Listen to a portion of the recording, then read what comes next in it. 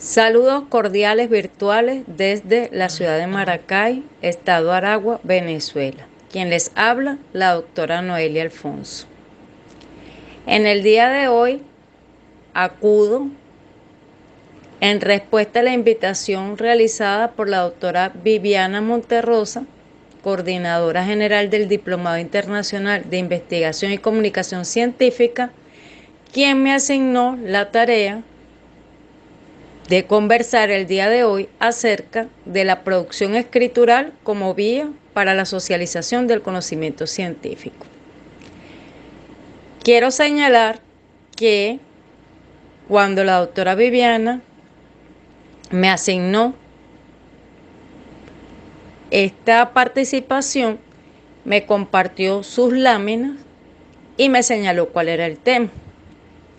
Posteriormente, yo leí cada una de las láminas y fui adecuando algunas cosas de acuerdo a mis consideraciones, algunos aspectos en los que considero que debe hacerse énfasis y bueno, dándole mi toque personal. Quiero señalar esto en primer lugar para reconocer la autoría y el pensamiento propio de la doctora Viviana. Y en segundo lugar, para destacar que esta es una manera de trabajo en equipo, de trabajo en conjunto, de colaboración entre dos países hermanos, Venezuela, donde me encuentro, y Colombia, donde está la doctora Viviana. Vamos entonces, dicho esto, a dar inicio. Como primer aspecto, la doctora Viviana quiso señalar cuál es la finalidad de la publicación. Específicamente, cuál es la finalidad esencial de un artículo científico, la cual no es otra que comunicar, difundir, divulgar, visibilizar los resultados y hallazgos de una investigación. Pero para lograr este objetivo es necesario que esa comunicación se haga de manera clara, entendible y fidedigna, para lo cual entran en juego tres actores. En primer lugar, el autor o articulista, el cual debe garantizar buenas prácticas en la investigación, un manejo responsable de los datos, acceso y conservación. En segundo lugar, los árbitros o evaluadores del artículo, quienes contribuyen a la decisión editorial acerca de publicar o no publicar y que deben garantizar la objetividad y la confidencialidad. Finalmente, recae sobre el editor la decisión final de publicación y para ello, pues, es necesario que haga uso de su máxima de experiencia, de su conocimiento y obviamente de la revisión previa hecha por los árbitros. En este sentido, el editor lee varias veces el artículo, pues lo lee en primer lugar, cuando se recibe un artículo en una revista, lo lee en primer lugar de manera general para ver si cumple con los aspectos de forma y a qué tema se refiere, con la finalidad de designar los respectivos árbitros. Y una vez que ya tiene la evaluación de los árbitros, vuelve a leerlo para entonces valorar ese juicio de los árbitros y enviar, decidir en qué parte de la revista lo va a colocar, si al principio o al final, dependiendo del tema, dependiendo del tipo de artículo, y enviar entonces para la diagramación y maquetación de la revista. En segundo lugar, la doctora Viviana destaca como principio fundamental la ética investigativa y hace énfasis nuevamente en que el artículo debe caracterizarse por la precisión, la claridad y la brevedad. Y en cuanto a estas buenas prácticas investigativas y editoriales, respetar los protocolos, el consentimiento informado, la confidencialidad de los actores generadores de saber.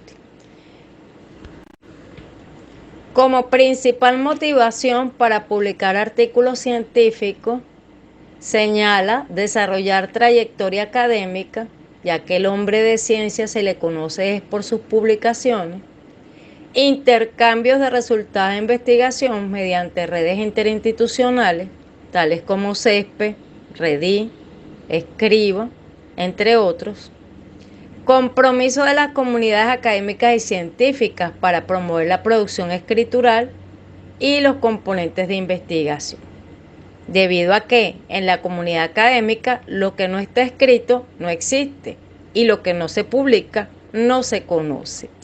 Es por ello que en esta lámina incorporé algunos de los que se ha denominado redes sociales académicas, tales como Google Escolar, Mendeley, Publón, ResearchGate y Academia Edu. En este sentido, cobra vital importancia la selección de la revista en la cual se busca publicar, ya que dependiendo de esa elección tendremos mayor o menor visibilidad.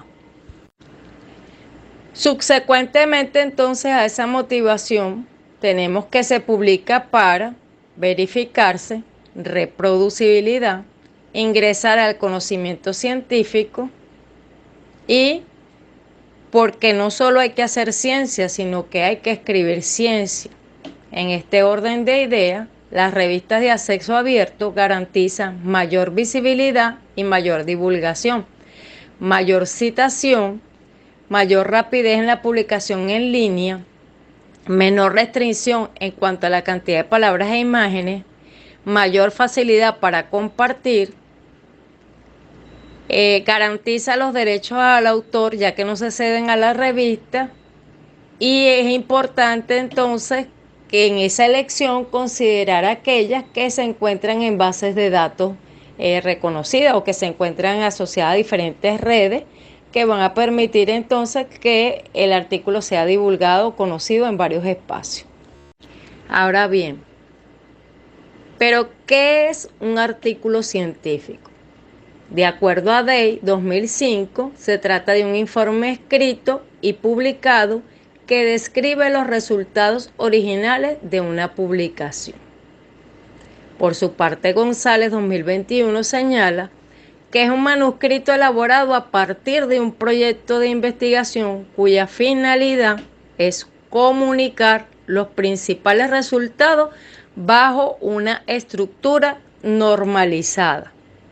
Cabe destacar que esta estructura normalizada es a nivel internacional, de manera que es importante que el articulista se la conozca y la maneje. Y finalmente, la UNESCO señala, en 1983 señala que el artículo científico debe ser claro para que los destinatarios reciban el mensaje correcto que se quiere transmitir. Entonces, fíjense que hasta ahora este es un tema reiterativo. Desde que comenzamos se hace énfasis en el lenguaje que se debe utilizar. Si bien es cierto que es un lenguaje académico, un lenguaje científico, un lenguaje de altura, debe ser comprensible, debe ser agradable la lectura, debe ser conciso y preciso. De manera que se logre el objetivo, debe ser claro, no debe ser enrevesado, la redacción debe ser totalmente inteligible para que se logre el objetivo, la finalidad del artículo, que es poder transmitir, poder divulgar, poder comunicar esa información obtenida. En cuanto a la estructura, señalaba en la lámina anterior que se trata de una estructura normalizada a nivel internacional. Evidentemente vamos a encontrar algunas variaciones muy pequeñas entre una revista y otra y entre un tipo de artículo u otro. Pero en general, la estructura es la que menciono a continuación, el título del artículo, los autores, los cuales deben estar identificados. Algunas revistas mandan a identificarlos al final, otras al pie de página, otras debajo del nombre, pero en todo caso lo importante es que los datos básicos que debe contener, aparte del nombre del articulista, es su máximo grado académico, su afiliación institucional, su correo electrónico y su código ORCI. Seguidamente el resumen, que muchas revistas últimamente lo están pidiendo estructurado para garantizar que el resumen diga lo que debe de decir. Las palabras clave, que generalmente las revistas piden de 3 a 5 palabras y recomiendan que éstas estén acorde con el Tesauro UNESCO. Y seguidamente el Astra, que no es más que el resumen traducido al inglés, y las keyword, que son las palabras claves traducidas al inglés. Seguidamente la introducción. Luego algunas revistas le agregan una revisión de la literatura. Seguidamente los métodos. Luego los resultados, la discusión, las conclusiones y finalmente las referencias.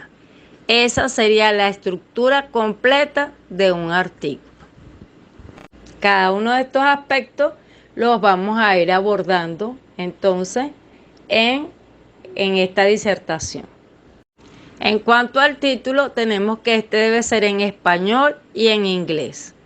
En el caso específicamente de la revista Entrevista Académica de CESPE Internacional, el título en español va en Arial 12 y el título en inglés va seguidamente abajo, sin negrilla, en Arial 10.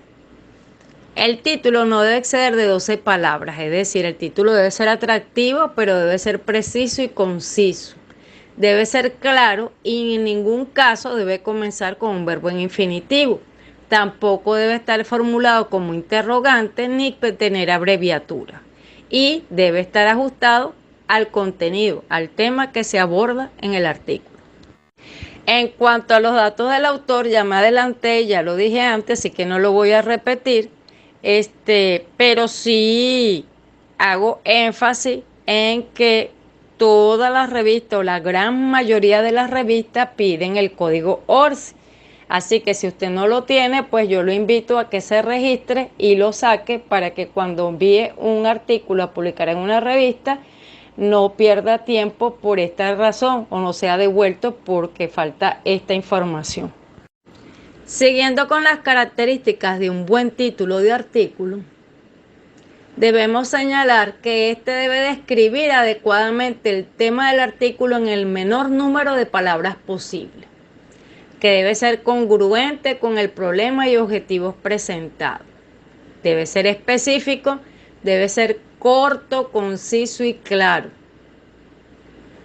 Y puede ser informativo o indicativo. Aquí la doctora Viviana agrega una recomendación donde señala que es aconsejable que el título se escriba después que se haya redactado el documento. Como yo les señalé anteriormente, pues estas láminas parten de una información que ella me da y entonces pues yo dejo su criterio, más yo no lo comparto.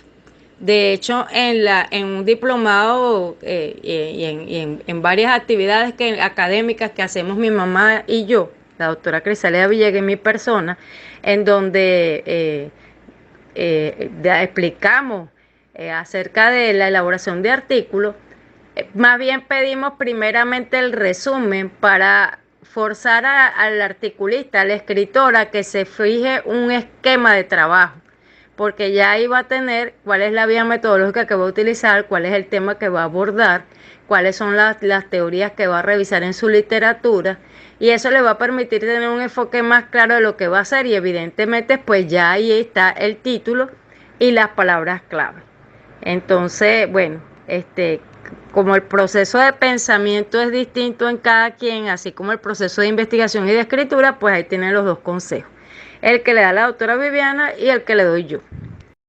Entonces, este título debe ser completo y exacto. Debe mencionar la población o el caso de estudio y debe ser atractivo.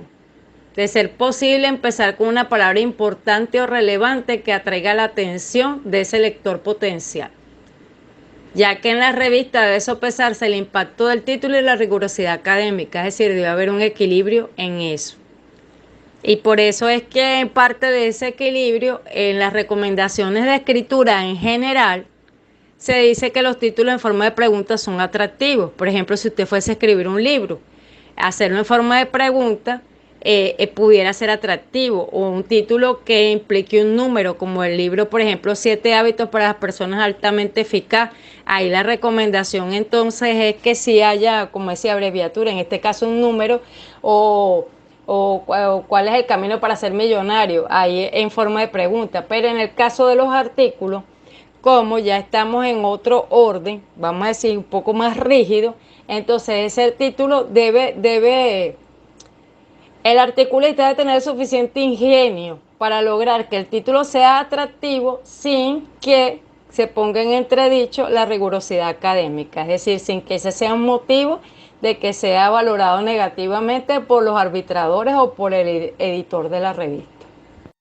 En función de lo anterior, la doctora Viviana destaca como errores frecuentes en los títulos: falta de claridad, bien sea por el empleo de una sintaxis equivocada o el uso de abreviaturas y siglas que probablemente no sean conocidas a nivel internacional, como por ejemplo UNESCO u ONU, que independientemente del país que seas, todos lo utilizamos, pero hay otras abreviaturas y siglas que no.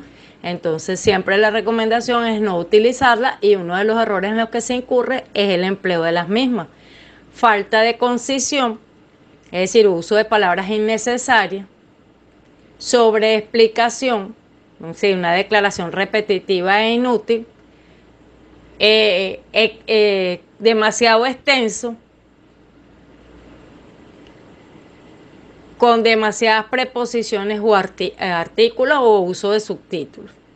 Es decir, entonces es importante que tomemos en cuenta estos elementos, teniendo claro que tanto el proceso de investigar como el proceso de escribir, en ambos, ¿verdad? En ambos se repite la palabra proceso. Proceso implica que es un conjunto de pasos.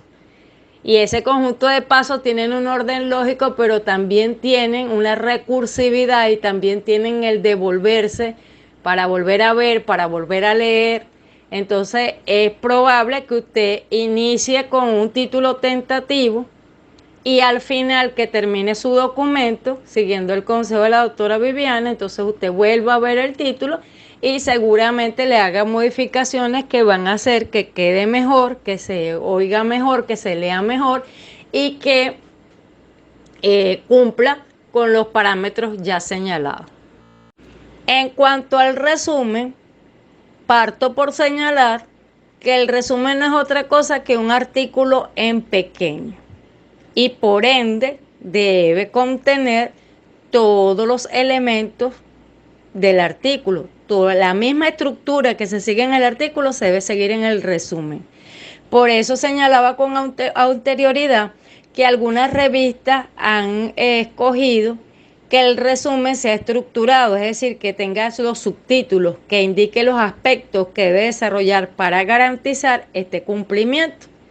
Porque aunque parece hartamente conocido, ¿verdad? Estos aspectos no se cumplen cuando se redacta el resumen. Generalmente la mayoría de las revistas establecen como tope máximo del resumen 250 palabras. Entonces, oscila de 200 a 250 palabras la redacción del resumen de un artículo, el cual debe ser redactado en tercera persona y en tiempo pasado. Y debe señalarse cuál es el objetivo general que aborda el artículo. Debe contener la metodología desarrollada, señalando breve y puntualmente los métodos, técnicas, procedimientos y muestras utilizadas para la recolección y el análisis de datos. Debe contener los principales resultados o hallazgos, una síntesis de la discusión, una síntesis de las conclusiones. Este resumen, como ya lo señalamos anteriormente, debe presentarse en español y en inglés. denominado Astra. Aunque algunas revistas, pese a que el artículo y la revista es en idioma español, piden el resumen en otros dos idiomas, como por ejemplo el francés y el portugués. Esto se debe a que en muchas ocasiones el resumen es lo único que es leído y de allí radica su importancia, de que esté completo y que diga todo lo que debe decir, porque en muchos casos el resumen sirve como motivador para que el lector decida avanzar en la lectura de ese artículo. También al momento de enviar a una revista un artículo para que sea considerado publicar, si el editor lee el resumen y el resumen no lo impacta, o el resumen está incompleto o es insuficiente, da la idea de que si así está el resumen, ¿cómo estará el resto del artículo? Y es probable que sea desechado aún inclusive antes de enviarlo a los árbitros. Se recomienda que este apartado ofrezca al lector del texto una revisión del contenido de manera rápida. Es preciso recordar que es el primer contacto que se ofrece de lo escrito y por lo tanto debe ser preciso, coherente, legible y conciso. Como errores frecuentes en la redacción del resumen, se puede observar que en muchas ocasiones es demasiado largo y aporta información que ni siquiera está presente en el desarrollo del artículo, o contiene información que resulta irrelevante.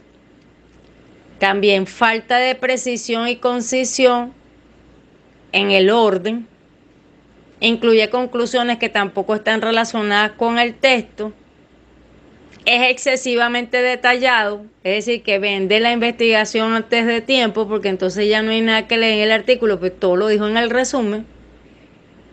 No plantea el objetivo del resumen, cita referencia bibliográfica cuando no corresponde eso en el resumen. En cuanto a las palabras claves, ya lo había señalado anteriormente, que deben ser mínimo 3 y máximo 5, señalé yo. Sin embargo, aquí la doctora Viviana coloca que máximo 6 palabras y le agrega que debe estar separada por punto y coma.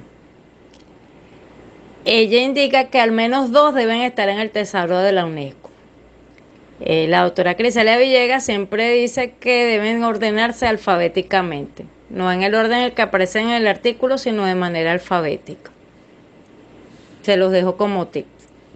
En cuanto a la introducción, esta debe redactarse en tiempo presente, debe describir el tema, señalar los antecedentes, el objetivo del artículo y la estructura del artículo. Por su parte, la doctora Viviana añade en la lámina que debe contener una pregunta. Efectivamente, muchas revistas exigen que la problemática que se desarrolla en el artículo sea presentada o parta de una pregunta, de la pregunta de investigación.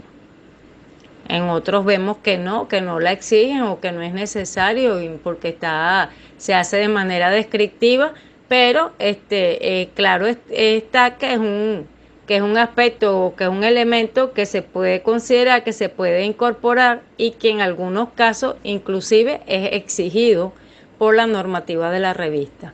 Por ello, lo ideal, que no es lo real, es que cuando nosotros vayamos a escribir un artículo, seleccionemos previamente la revista a la cual lo queremos enviar, porque eso nos ayuda a seguir desde el inicio las pautas que la revista establece.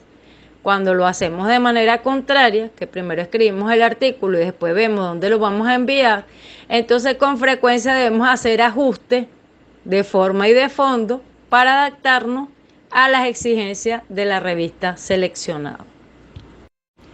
En relación a los materiales y métodos, se debe señalar de manera sucinta, descriptiva, contundente, clara, específica, cómo se ha realizado el estudio. Una descripción detallada de los métodos utilizados, de los materiales y recursos. Cabe destacar que debe haber correspondencia entre el objetivo planteado o la pregunta de investigación, los materiales y métodos seleccionados y los resultados. Los resultados deben corresponder con los materiales y métodos seleccionados, pues se supone que cada método o cada material se utilizó para obtener un resultado específico, y eso debe estar claramente detallado. Debe entonces atender a el tipo de diseño que fue utilizado, describir la muestra, su representatividad y el criterio de selección de la muestra, el escenario, el lugar donde se realizó, las técnicas e instrumentos de recolección de la información, los métodos utilizados para el análisis estadístico y así como la sistematización de la información realizada. Todo esto lo resume la doctora Viviana en diseño, población, entorno, intervenciones y análisis estadístico. En cuanto a los resultados, estos se redactan en pasado y deben evidenciarse los datos representativos, las estadísticas, cuyo análisis e interpretación debe ser breve, claro y sin palabrería, no repitiendo lo que ya es evidente en los cuadros y gráficos. Una vez más me adelanté a la lámina, yo ya les había señalado algo por allá y la doctora Viviana lo dice aquí, ¿verdad? Que los resultados deben expresar los experimentos descritos en los materiales y métodos. Quiere decir que ella y yo estamos en la misma idea a pesar de que no andamos juntas. Ella está en Colombia y yo estoy aquí. Presentar pruebas que apoyan dichos resultados en forma de figuras, tablas o en el mismo texto. Recordemos que ella nos hablaba la clase pasada que no se querían artículos que fueran tan planos, sino artículos que fuesen acompañados de una parte visual. El primer párrafo debe resumir en una frase concisa, clara y directa el hallazgo principal del estudio. En cuanto a la discusión, la doctora Viviana recomienda que ésta se comience dando respuesta a la pregunta formulada en la introducción. Y en esta discusión deben establecerse claramente los principios, relaciones y generalizaciones que los resultados indican. Se interpretan entonces los resultados a la luz de las investigaciones previas. Y debe señalarse entonces la concordancia o discordancia con los resultados obtenidos en estas investigaciones previas. Entre los errores más frecuentes se puede encontrar que repiten lo mismo que ya señalaron en los resultados o que presentan los resultados sin ningún tipo de discusión. Por lo que la doctora Viviana reitera que en la discusión debe presentarse una interrelación entre la revisión teórica abordada y los hallazgos resultados de la investigación, sus implicaciones, alcances y limitaciones. En cuanto a las conclusiones, en estas deben señalarse esas reflexiones personales del articulista a partir de los resultados. Explicaciones, soluciones, señalar las partes que no se resolvieron. Debe entonces concretarse la respuesta final a los objetivos planteados y a la pregunta, señalando las consecuencias teóricas y las aplicaciones prácticas, destacando el aspecto esencial de mayor importancia del estudio, enfatizando las limitaciones encontradas y señalar entonces cuáles sean las futuras líneas de investigación. Y como último aspecto de la estructura normalizada del artículo aparecen las referencias. Estas deben entonces estar en estricto orden alfabético, deben referenciarse aquellos autores y fuentes citados durante el desarrollo del artículo o manuscrito y deben atender a la normativa que solicita la revista. Generalmente, la mayoría de las revistas utilizan las normas APA. Es importante señalar que en cuanto a los autores que se citan en el texto y que por ende posteriormente son referenciados, debe escogerse aquellos que resulten pertinentes, suficientes y confiables. Y esto tiene que ver entonces también con el tipo de fuente que se toma, si es primaria, secundaria o terciaria. Es importante que, dado que el artículo tiene una característica particular, que es más rápido en producción, pues, que la producción de un libro, su conocimiento debe ser lo más actualizado posible. Y por ende es importante que esos autores que se revisan, esos datos que se revisan, sean los más recientes posibles. En cuanto a los tipos de fuentes, únicamente quiero destacar que es importante verificar la validez de la fuente, que estas fuentes sean valiosas y respetables. Garantizar que esa información que está en esa fuente no es duplicada, no ha sido tomada de otra parte, señalando la misma autoría, y que no hay retractación, puesto que en el campo de las ciencias duras se dan casos de artículos que son publicados en revista y luego, como decir, un nuevo experimento da cuenta de que esos resultados no estaban correctos y entonces ocurre la retractación. O se dan cuenta que la fuente que tomaron no era correcta y ocurre la retractación. Por eso es importante que cuando se va a escribir, cuando se va a explorar, cuando se van a buscar esa fuente, se pueda garantizar que realmente son fuentes veraces. Ya aquí en estas últimas láminas, la doctora Viviana enfatiza mucho el aspecto de la forma, pero aquí hay dos elementos a considerar. Uno, que la forma depende, el tipo de letra, el interlineado, la manera como se presentan los autores, depende mucho de las normas de la revista. Y en algunas ocasiones también del tipo de artículo. En todo caso, yo quiero rescatar aquí que el uso de la cita es el reflejo del dominio del tema, da crédito a las ideas ajenas que se utilizan, une al trabajo actual con trabajos anteriores, sirve para evitar el plagio y sirve para identificar la publicación de la cual la idea fue tomada. Como ya lo señalé con anterioridad, es conveniente citar lo más reciente, emplear bibliografía internacional, evitar la excesiva citación, porque bien es cierto tenemos que citar, pero tampoco que todo sea cita de cita, también tiene que estar el pensamiento propio y debe evidenciarse y diferenciarse del pensamiento ajeno. Evitar la excesiva autocita, esto las revistas lo llaman endogamia, e incluir artículos publicados de la revista en la que se desea publicar. Esta es una recomendación, obviamente, que solo puede llevarse a cabo cuando ya tenemos claro en qué revista vamos a publicar. Siempre es bueno revisar artículos allí para ver la estructura, la forma, las normas y los temas. Y también buscar artículos que guarden relación con el nuestro y entonces citarlos para que el editor vea que de verdad conocemos esa revista y que estamos al día con las últimas informaciones que hay sobre el tema.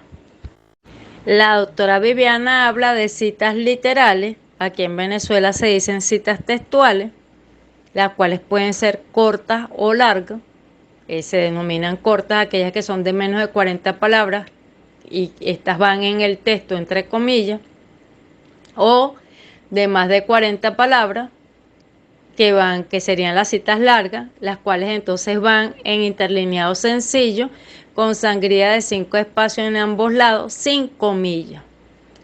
Esto obviamente dependiendo de la norma, porque he leído varios artículos donde la sangría la colocan de un solo lado, pero no recuerdo en este momento qué tipo de normas sean esas.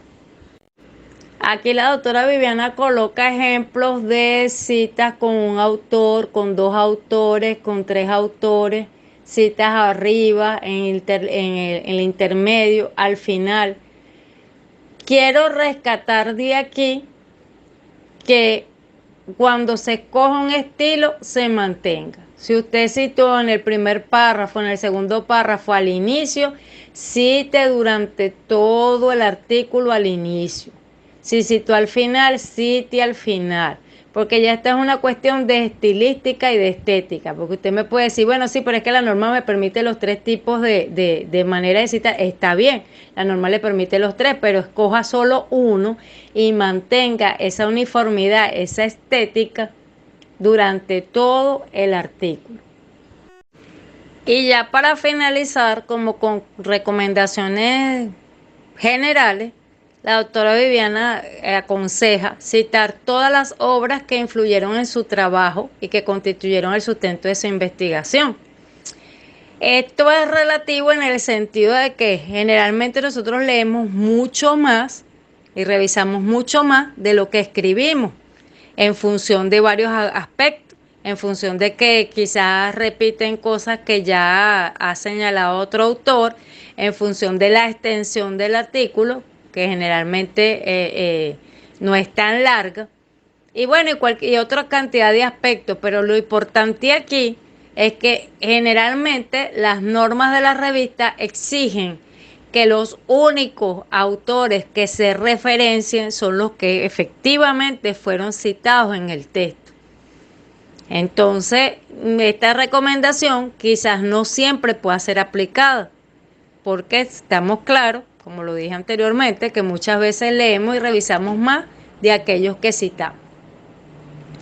Segunda recomendación, que lo venimos diciendo desde el inicio, que hablamos de las buenas prácticas investigativas y editoriales, evitar el plagio a toda costa, cualquiera sea su tipo, subtipo, clasificación.